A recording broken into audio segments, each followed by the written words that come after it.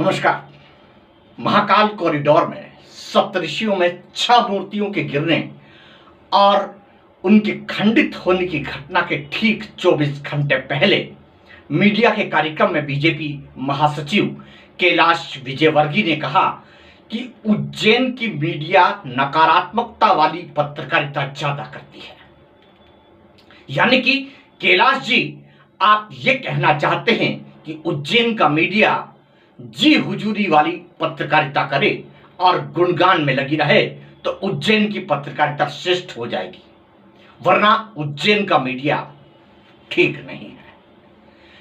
Kailash ji, media सरकारी भोंपू तो बिल्कुल भी नहीं है। हमें पपेट जर्नलिज्म तो बिल्कुल भी नहीं आता। जिन्हें करना है वो विज्ञापन के लालच में या व्यक्तिगत लाभ के लालच में करते होंगे, लेकिन जो लोग फेयर जर्नलिज्म करते हैं उनसे तो आप और सरकार बिल्कुल भी अपेक्षा न करें। हम सरकार के इशारे पर बिल्कुल भी नहीं चलेंगे। हाँ, यह जरूर है कि इसकी कीमत हमें आने वाले समय में चुकानी पड़ सकती है, लेकिन सरकार को यह समझ लेना चाहिए कि गलतियों पर पर्दा डालने के बजाय गलतियों से सबक लेकर गलती करने वाले अफसरों को सबक जरूर सिखाए, वरना पब्लिक समझ रही है कि आखिर हो क्या रहा है। आखिर आज जो दृश्य सामने आया है महाकाल लोक का, वो बेहद शर्मनाक है। आज मैं महाकाल लोक भ्रष्टाचार की पहली किस्त की शुरुआत इन 4 पंक्तियों से कर रहा हूं कि कोई सदियों छले नाम लेकर अपने परिवार का, कोई सदियों छले नाम लेकर अपने परिवार का, कोई सबको चोर बताकर खुद ही राहजनी पर है, कोई सबको चोर बताकर खुद ही राहजनी पर है, कोई रखे धरनों का पर्दा अपने भ्रष्टाचार पर, कोई रखे धरनों का पर्दा अपने भ्रष्टाचार पर, वाणी पर पहरे गर्दन पर चाकू है, वाणी पर पहरे और गर्दन पर चाकू है, लोकतंत्र के सारे राजा डाकू हैं। आज मैं पक्ष और विपक्ष पर उनसे बिल्कुल परे हटकर आपसे चर्चा करूंगा। हाँ, यह जरूर है कि इसके बाद हम पर विपक्षी होने का आरोप जरूर लगेगा और हो सकता है कि सरकार को बुरा लगे और हमारा जीना मुश्किल हो, लेकिन भरोसा रखिएगा, हम षड्यंत्रों के सफल होने तक आपसे ऐसे ही निष्पक्ष बातें करते रहेंगे। चलिए आते हैं मुद्दे पर। महाकाल लोक के भ्रष्टाचार के मुद्दे पर हमने सरकार को सबसे पहले घेरा था। विपक्षी विधायक महेश परमार ने मध्य प्रदेश विधानसभा में यह मुद्दा जोर शोर से उठाया था। इस मुद्दे पर लोकायुक्त को एक शिकायत हुई थी और लोकायुक्त ने उज्जैन के पूर्व collector Ashish Singh, smart city CEO आशीष पाठक सहित 15 अफसरों को यह उल्लेखित करते हुए नोटिस जारी किया था कि प्रथम दृष्टया जांच सत्य और प्रमाणित मिलती है, सो शिकायत दर्ज की गई है। शिकायत प्रकरण नहीं, शिकायत दर्ज की गई है। इन अफसरों को नोटिस जारी किया गया और जवाब के लिए स्वयं उपस्थित होकर मामले में स्पष्टीकरण के लिए आदेशित किया गया। लेकिन सीएम शिवराज की निष्पक्ष कार्यशैली देखिए। जांच करने वाले लोकायुक्त डीजी जो बेहद ईमानदार हैं, कैलाश मकवाना को हटा दिया गया। उज्जैन कलेक्टर आशीष सिंह का तबादला भोपाल करके रोड डेवलपमेंट में करके बाद में उन्हें पारितोषिक देकर भोपाल कलेक्टर बना दिया गया। वाह शिवराज जी वाह, बेहद यूनिक का। उज्जैन के तत्कालीन कलेक्टर आशीष सिंह ने उज्जैन से तबादले वाली रात मुझसे व्हाट्सएप पर संदेश देकर यह कहा था कि यदि मुझे लोकायुक्त ग्रीन सिग्नल दे दे तो मैं उनसे माफी मांगूंगा। यह खबर आपको बेहतर तरीके से याद होगी।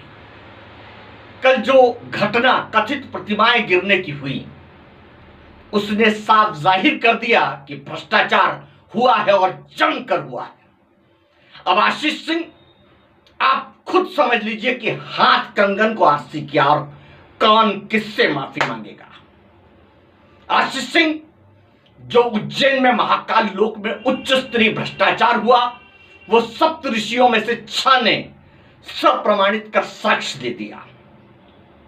ताज्जुब की बात तो यह है कि सरकार अब भी यह कह रही है कि भ्रष्टाचार जैसी कोई बात नहीं है। सुनिए जरा हमारे परम प्रिय प्रभारी मंत्री जगदीश देवड़ा साहब को। अब हम आपको सरकार और ब्यूरोक्रेट्स के बीच की संवादहीनता के बीच डैमेज कंट्रोल का एक उदाहरण दिखाते हैं। हमारे उज्जैन के कलेक्टर कुमार पुरुषोत्तम कहते हैं कि पहले हम जो मूर्तियां खंडित हो गई हैं या डैमेज हो गई हैं उन्हें रिपेयर करके लगाएंगे, फिर मार्बल की मूर्तियां बनाकर उन मूर्तियों की जगह लगाएंगे। यानी कि पहले फाइबर की मूर्तियों में करोड़ों खाए गए और अब मार्बल की मूर्तियों के नाम पर पैसा खाया जाएगा। अफसरों को यह समझ लेना चाहिए कि यह जनता का पैसा है, किसी के बाप का नहीं है, जो चाहे योजना बनाया जाए और चाहे जहां खर्चा कर दिया जाए जनता कुछ नहीं बोलेगी, ऐसा दिमाग से निकाल दीजिए। शिप्रा के नाम पर करोड़ों डकारने वाले शिप्रा प्रदूषण की भयावह स्थिति देखकर भी जो कुछ नहीं बोले और जो कुछ कर ही नहीं सके, वो चुनरी ओढ़ाने की नौटंकी कर रहे हैं। शर्म आनी चाहिए इन नेताओं और अधिकारियों को। अब कलेक्टर कुमार के साथ आप दूसरी तरफ प्रभारी मंत्री जगदीश देवड़ा का मीडिया को दिया गया बयान देखिए। कुमार कह रहे हैं कि हम एक दिन बाद मार्बल या पाषाण की मूर्तियां लगाएंगे, कुछ दिनों के बाद में, पहले हम डैमेज कंट्रोल कर लें, उसके बाद में हम पाषाण या मार्बल की मूर्तियां लगाएंगे। और मंत्री कह रहे हैं कि कहीं खंडित मूर्तियां, वही की वही खंडित मूर्तियां फिर से प्रतिष्ठित कर दी जाएंगी। प्राण प्रतिष्ठित नहीं, फिर से प्रतिष्ठित कर दी जाएंगी। हिंदू धर्म में कहीं भी खंडित प्रतिमाओं को दोबारा प्रतिष्ठित नहीं किया जाता। ये नौटंकी और डैमेज कंट्रोल वाला बयान पहले आप खुद देखिए। ऐसी स्थिति में जो भी नुकसान होगा इसको हम ठीक करेंगे और धीरे धीरे, आपको मालूम है कि माननीय मुख्यमंत्री ने निर्देश दिए हैं कि प्रतिमाओं को धीरे धीरे बदलने का काम चलेगा। क्योंकि पत्थर की मूर्तियां बनने में काफ़ी समय लगता है, तो जो अल्टीमेट उद्देश्य ये है कि जो सारी प्रतिमाएं हैं एक समय सीमा में इनको पत्थर की मूर्तियों में तराश करके परिवर्तित किया जाए और उसको पूरी तरह से हम दिखवा रहे हैं। और इसी हफ्ते में, एक आध हफ्ते में, 2 हफ्ते में ये वापस मूर्तियाँ लग जाएगी। ऐसा कोई नुकसान वाली बात नहीं है। जिनका टेंडर था, जो कंपनी काम कर रही थी, वो वापस स्थापित मूर्तियों को करेगी और सारी मूर्तियों को एक बार हम चेक करवा रहे हैं। आपने माननीय प्रभारी मंत्री जगदीश देवड़ा और कलेक्टर कुमार के वक्तव्य को भी ध्यान से सुना होगा और उस अंतर को भी समझा होगा। अब कलेक्टर कुमार पुरुषोत्तम के उस बयान को सुनिए जिसमें उन्होंने ये कहा कि मूर्तियां प्राकृतिक आपदा तक झेल नहीं सकी। बजे के करीब में बहुत तेज आंधी थी और पूरे शहर में और ज़िले में कई जगह पेड़ गिरे हैं। महाकाल लोक में चूँकि ओपन है, तो यहाँ पे जो सप्तऋषि की प्रतिमाएं हैं उसमें से कुछ प्रतिमाएं ज़मीन पे गिरी हैं। जो अभी हम लोगों ने देखा है, एक प्रतिमा का थोड़ा सा खंडित हुआ है। ये सारी प्रतिमाएं हम लोग ठीक करके, बेसिकली क्या, एक पेडेस्टल पे लगी है और पेडेस्टल पे इस तरीके से प्लेस किया गया था कि उसको कोई हम लोगों ने सीमेंटेड नहीं करा था, क्योंकि उससे थोड़ी खूबसूरती प्रभावित होती थी। अब इतनी तेज़ आंधी में चूँकि नुकसान हुआ है, तो इसको हम लोग 3 दिन में ठीक करके व्यवस्थित कर देंगे। आपने देखा होगा इतने बड़े महाकाल लोक में और कहीं भी किसी तरह की क्षति नहीं है। प्रतिमाएं FRP की है, ये सबको मालूम है। कलेक्टर मिस्टर कुमार, मात्र 30 की स्पीड का तूफान आपकी ये फाइबर रेनफोर्स प्लास्टिक की मूर्तियां नहीं झेल सकी, तो आपके पहले के समझदारों ने किस लालच में इसे बनाने का आदेश दिया था? टेंडर की शर्तें एंड वक्त पर क्यों बदली गई? मिस्टर कुमार, एक साधारण आदमी भी जब मकान बनाता है ना, तो बड़ा सोच समझकर बनाता है। कोई भी कंस्ट्रक्शन आज के हालात में पहले डिजास्टर मैनेजमेंट को ध्यान में रखकर किया जाता है। करोड़ों की मूर्तियां बिना सोचे समझे कोई वज्रमूर्ख ही स्थापित करेगा। इतने पढ़े लिखे अफसरों ने फाइबर ब्रांड की ये फुसफुस खोखली मूर्तियां बनाकर लगवा दी और आप कह रहे हैं कि हमने ठीक से नहीं लगवाई, इसलिए ये गिर पड़ी। मिस्टर कुमार, क्या बच्चों जैसी बातें कर रहे हैं आप? जिन महाकाल लोक की प्रतिमाओं को प्रधानमंत्री नरेंद्र मोदी ने खुद ने लोकार्पित किया हो, वो सिर्फ खिलौने जैसी रख दी गई और उस पर प्रभारी मंत्री और आप स्वयं ये कह रहे हैं कि ये जांच का विषय नहीं है। मतलब ब्यूरोक्रेट्स और सरकार इस समय जो खेल कर रही है ना, वो सब सही है और मीडिया प्रश्न करे तो वो नकारात्मक पत्रकारिता है ना। वाह साहब, महासचिव कैलाश विजयवर्गीय जी, अच्छी कही आपने। चित्त भी मेरा और पत्त भी मेरी। अब आप सुन लीजिए कि लोकायुक्त ने महाकाल लोक में भ्रष्टाचार की दर्ज शिकायत किस आधार पर की। आधार नंबर 1, अधिकारियों ने कम कैपिंग दर वाली निविदाओं की अनदेखी करके गुजरात की एक निर्माण कंपनी एमपी बबरियो को निविदा देने के लिए अपने आधिकारिक पद का दुरुपयोग किया। आधार नंबर 2, ठेकेदारों को करोड़ों का लाभ पहुंचाने के उद्देश्य से परियोजना के डिजाइन को भी बदल दिया गया। आधार नंबर 3, टेंडर प्रक्रिया के बाद लगभग 200 करोड़ की राशि बढ़ा दी गई। आप आश्चर्य करेंगे कि जो पत्थर की या अन्य मार्बल की मूर्तियां लगाई गई हैं, उसमें या फाइबर की जो मूर्तियां लगाई गई उसमें इनका इंस्टॉलेशन का चार्ज भी जोड़ा गया है। इंस्टॉलेशन चार्ज यानी कि मूर्तियां और पत्थर कोई सॉफ्टवेयर है जिन्हें इंस्टॉल किया गया है, लेकिन बावजूद इसके हमारे विद्वान कलेक्टर कुमार पुरुषोत्तम साहब सॉफ्टवेयर की तरह इंस्टॉल की गई ये मूर्तियां एक तूफान में नहीं झेल सकी। आप कांग्रेस विधायक महेश परमार का विधानसभा में उठाए गए प्रश्न को सुनिए, फिर कल की जो कांग्रेस की प्रेस कॉन्फ्रेंस थी और परसों जो रवि भदौरिया ने बयान दिया उसको ध्यान से सुनिएगा। 15 लोगों के खिलाफ लोकायुक्त में प्राथमिकी दर्ज हुई। इससे बड़ी शर्म की बात क्या होती है माननीय अध्यक्ष महोदय? सरकार जिम्मेदार है। और इससे बड़ी बात, जिन लोकायुक्त के ईमानदार अधिकारी ने माननीय अध्यक्ष महोदय जो प्राथमिकी दर्ज की, उस अधिकारी को हटा दिया गया। माननीय अध्यक्ष महोदय, सबसे बड़ा अभियुक्त उज्जैन के कलेक्टर श्री आशीष सिंह, वो आज उज्जैन के कलेक्टर हैं। यूडीए के सीओ, नगर निगम के कमिश्नर और वो सब अधिकारी। माननीय अध्यक्ष महोदय, 1 करोड़ रुपए की निविदा जब निकली, वहां स्मार्ट सिटी के माध्यम से सरप्लस पार्किंग सेट का निर्माण होना था। जो निविदा की शर्तें थी, वो निविदा की शर्तें जो टेंडर में थी माननीय अध्यक्ष महोदय, वो बदल दी गई और उसकी जो दर थी, जो कीमत थी, जो अलग अलग वस्तुएं खरीदी थी, उसकी 4 गुना राशि बढ़ा दी गई। माननीय अध्यक्ष महोदय, सत्ता पक्ष के लोग इसमें जिम्मेदार हैं और माननीय मुख्यमंत्री जी का खास सलाह उज्जैन का कलेक्टर आशीष सिंह पूरे उदय करके महाकाल से और पूरे क्षेत्र में देता है। इन मूर्तियों को लगाए और 1 साल के बाद आज हल्के से आंधी और तूफान में मूर्तियां नीचे पड़ी हुई हैं। करोड़ों रुपए की लागत से इन मूर्तियों को लगाया गया। कहीं अगर बड़ा तूफान, आंधी तूफान आ जाता तो मेरे को लग रहा है पूरा ही साफ हो जाता, ये दिखता ही नहीं। ये करोड़ों रुपए का भ्रष्टाचार है। 800 साढ़े 800 करोड़ रुपए जो इसमें लगाए हैं, इन लोगों ने 500-700 करोड़ तो खाई गए हैं। कितनी मूर्तियों में नुकसान हुआ है? बाहर लोगों को भी रोका जा रहा है। ये देखिए ना, ये देखिए, ये मूर्ति ये पड़ी हुई है। 6 मूर्तियों को नुकसान हुआ है यहाँ पे। 6 मूर्तियाँ टूटी पड़ी हुई हैं। और ये देखिए प्लास्टर ऑफ पेरिस, ऐसा लगता है कि प्लास्टर ऑफ पेरिस है जो भी इसमें धातु की मूर्ति है ये। और इसकी करोड़ों रुपए इस मूर्ति के नाम से करोड़ों रुपए लिए गए हैं। आपको भी रोका गया?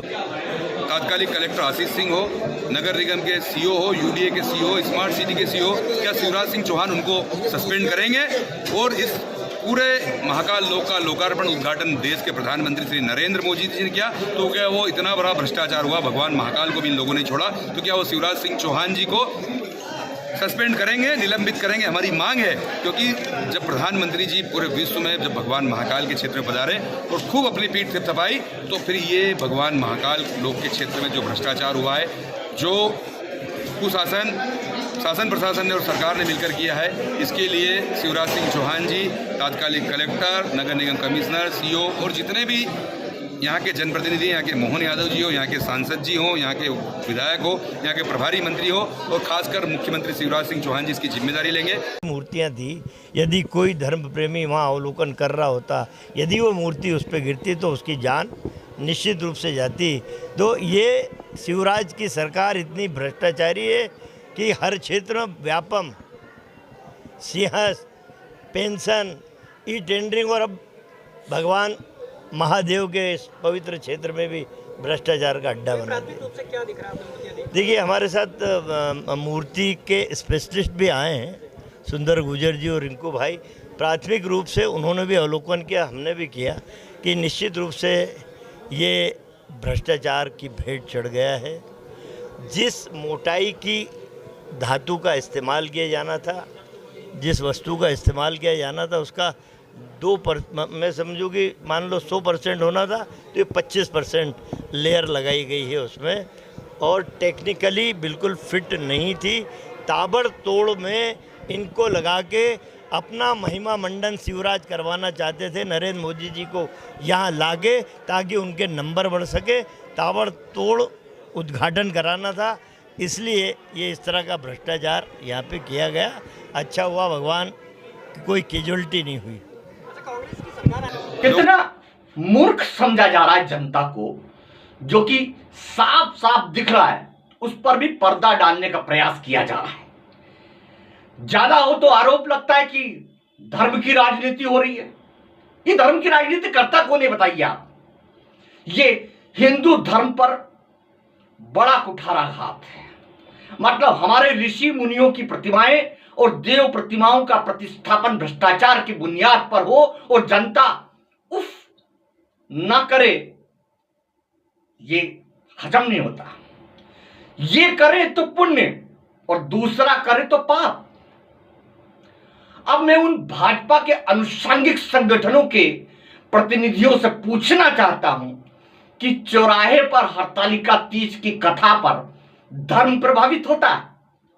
रणबीर के महाकाल के दर्शन पर बीफ खाने का सवाल उठता है, और तो और किसी महिला के साथ उसका गैर हिंदू भाई यदि दर्शन की मंशा से महाकाल में प्रवेश करे तो आस्थाएं प्रभावित होती हैं। और जब हमारे सप्तऋषि इस तरह से क्रेन से उठाकर ले जाए जा रहे हैं और उनके खंडित जो हाथ पांव हैं वो इधर उधर पड़े हुए हैं, ये तो हजम नहीं होती। खंडित प्रतिमाओं को फिर से रिपेयर करके लगाया जा रहा है। फिर धर्म और आस्था क्या प्रभावित नहीं हो रही है? प्रधानमंत्री नरेंद्र मोदी जी, यदि महाकाल लोक की यह आवाज आप तक पहुंच रही है तो आप जरा यह भी सुनिए कि आप तो बहुत कहते थे कि ना मैं खाऊंगा और ना खाने दूंगा, तो फिर यहां लोग खाकर बिखेरा करके चले गए हैं और राजधानी में ऐश कर रहे हैं। यदि महाकाल लोक भ्रष्टाचार कांड में यदि थोड़ी सी भी सच्चाई आपको नजर आती है तो मामले की सीबीआई जांच के आदेश दीजिए। यही नहीं, तत्कालीन लोकायुक्त डीजी कैलाश मकवाना को तुरंत तत्काल प्रभाव से उनके चार्ज में वापस लाइए, अन्यथा यह माना जाए कि पूरे कुएं में भांग मिली है और महाकाल की भांग का असर दिल्ली तक है। और हां, मुझे मेरा हश्र भी पता है, लेकिन सच कहने से मैं भविष्य में भी नहीं हिचकूंगा। मध्य प्रदेश में पौष्टिक भोजन कार्यक्रम से लेकर जरूरतमंदों के राशन वितरण, कारम बांध का निर्माण, सिंगस्त की विसंगतियां, व्यापम, डंपर, ई निविदा जैसे कई मामले जो आए और दबा दिए गए। अब महाकाल लोक निर्माण में भ्रष्टाचार बेहद और बेहद चिंताजनक है। इसमें करोड़ों भक्तों की भावनाओं को ठेस पहुंच रही है। इसकी जांच तो सीबीआई से होनी चाहिए और दोषी पाए जाने वाले किसी भी व्यक्ति को बख्शा नहीं जाना चाहिए। लेकिन क्या शिवराज सिंह चौहान प्रदेश के सीएम इस मामले में सीबीआई जांच की सिफारिश करेंगे? बिल्कुल भी नहीं, हो ही नहीं सकता। शिवराज इतना बड़ा कदम उठा ले। अगले अंक में आपसे फिर मुलाकात होगी, तब तक के लिए नमस्कार।